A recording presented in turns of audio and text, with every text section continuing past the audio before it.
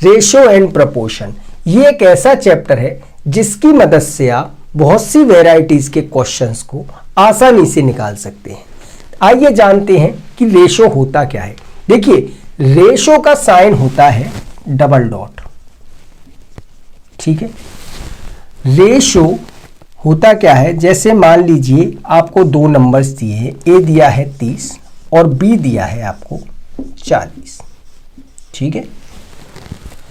आपसे कहा जाए ए अनुपात बी निकालिए, तो ए कितना है 30 और बी कितना है 40, ठीक है। इन नंबर्स को आप तब तक काटिए एक दूसरे से जब तक ये कटना बंद ना हो जाए, यानी कि 0 से 0 कट के ये कितना आ गया 3:4, यानी कि ए अनुपात बी कितना आ गया 3:4, ठीक है। रेशो को आप इस तरह से भी लिख सकते हैं, ए बटे बी बराबर 3/4, यानी रेशो का मतलब एक तरह से किससे होता है, डिवाइड से, भाग से, ठीक है। अब जैसे मान लीजिए कि ए अनुपात बी आपको दिया है 1:2, ठीक है, और आपसे कहा जाए कि 300 रुपये हैं जो आपको इन दोनों में बांटने हैं, ठीक है। तो आप कैसे बांटेंगे? देखिए, जैसे आपको ए को कितने देने हैं वो निकालना है, तो कैसे निकालेंगे?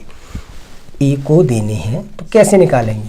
देखिए, ए कितना है 1, तो इसे आप लिखिए ऊपर 1 बटे इन दोनों का सम लिखिए नीचे, 1 और 2 3, ठीक है, गुणा टोटल रुपीस कितने हैं 300, यानी कि ए को कितने मिलेंगे 100 रुपये, ठीक है।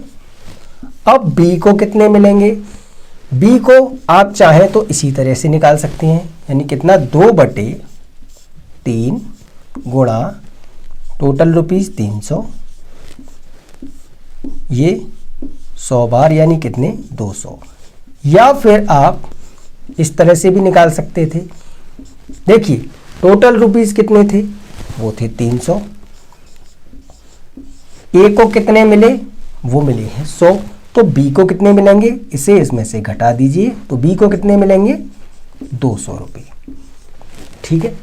आइए अब जानते हैं कि रेशो बनाते कैसे हैं। जैसे मान लीजिए आपको सवाल दिया है कि ए अनुपात बी बराबर 2:3 है और बी अनुपात सी मान लीजिए 4:5 है, ठीक है, और आपसे पूछा है कि आप निकालिए ए अनुपात बी अनुपात सी, ठीक।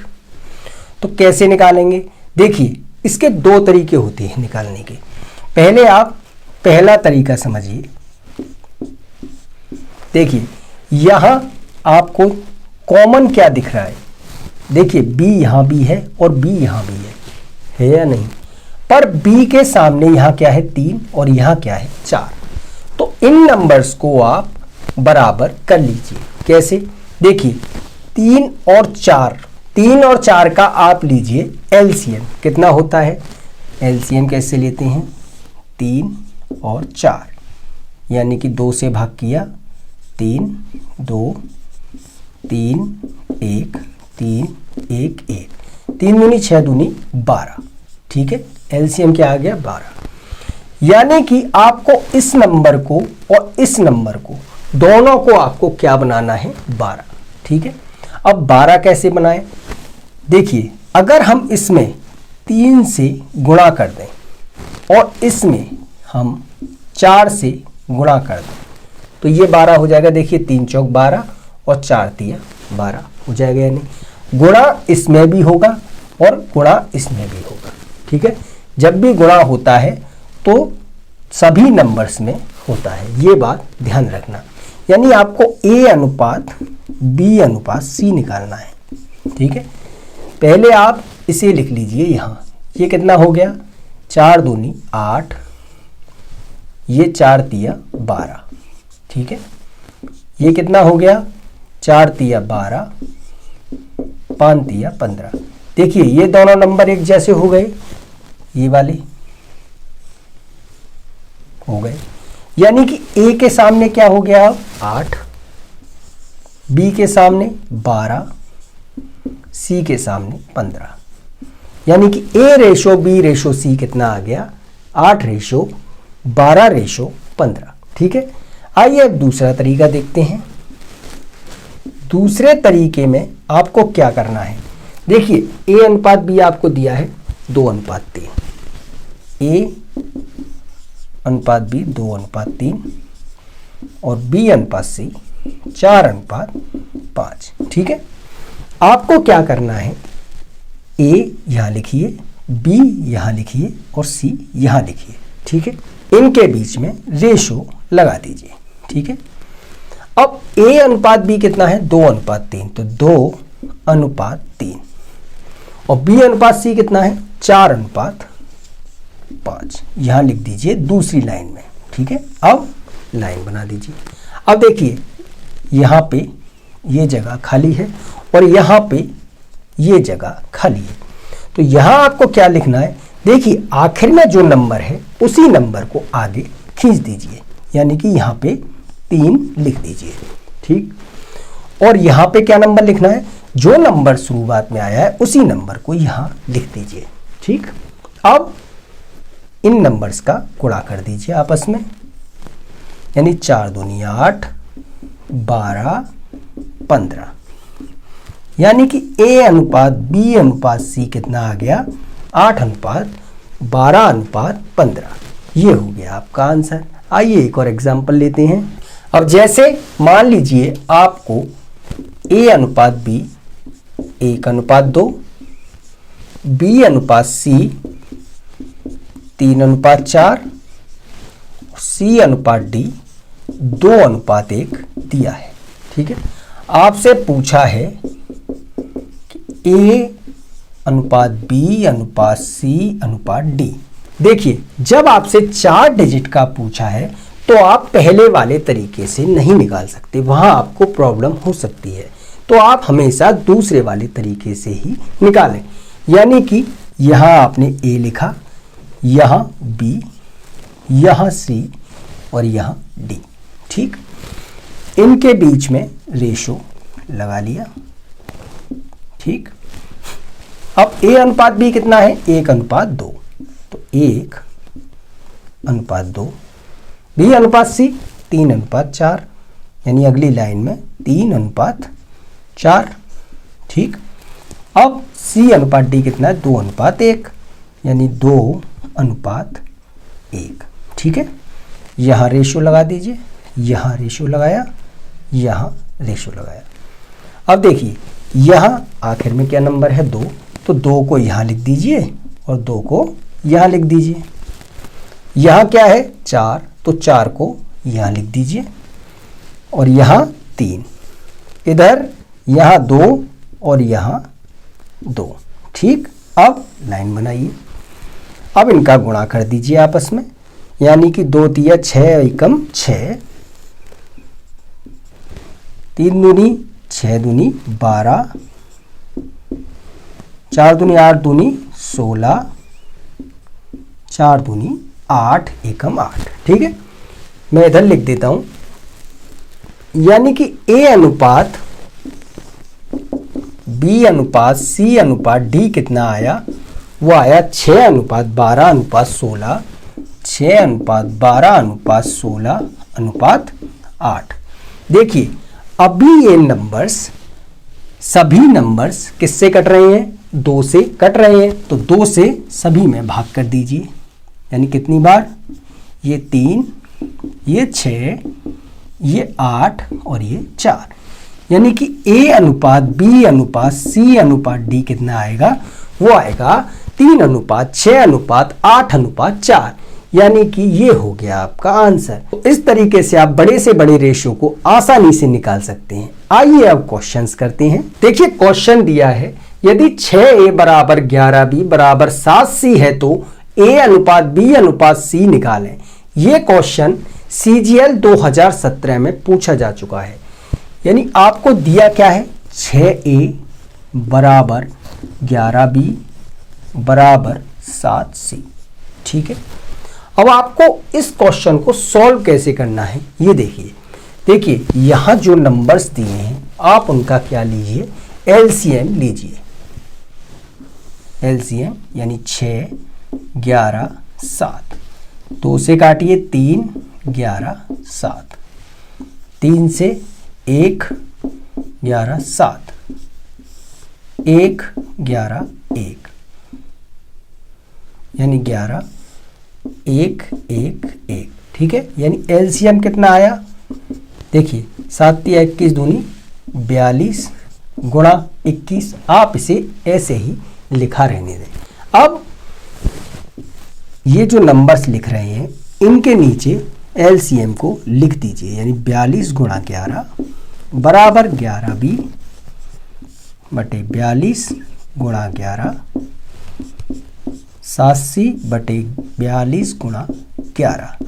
इन तीनों को आप के बराबर मान लीजिए, ये कांस्टेंट है। 6 से इसे काटिए कितनी बार, 7 बार। 11 से ये 11 कट गया, 7 से ये 6 बार। अब एक को के बराबर कर दीजिए, यानी कि a बटे 7 गुणा 11 कितना, किसके बराबर, के, यानी a कितना आ गया 77 के। ठीक है, यहाँ से b बटे 42 बराबर के, यानी b कितना 42 के।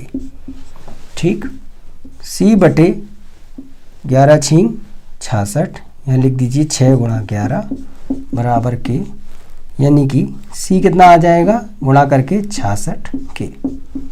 अब आपसे पूछा क्या है, a अनुपात b अनुपात c। तो a अनुपात b अनुपात c 77 के अनुपात 42 के अनुपात 66 के। अब देखिए तीनों में ही k कॉमन आ रहा है तो कट जाएगा, यानी कि अब क्या बचा 77 अनुपात 42 अनुपात 66, यानी कि a अनुपात b अनुपात c क्या हो गया 77 अनुपात 42 अनुपात 66। ये हो गया आपका आंसर। आइए अगले क्वेश्चन पे चलते हैं। अब देखिए क्वेश्चन दिया है, यदि a अनुपात b अनुपात c 2 अनुपात 3 अनुपात 5 तथा c अनुपात d 2 अनुपात 5 है तो a अनुपात d निकालें। यह क्वेश्चन CHSL 2018 में पूछा जा चुका है।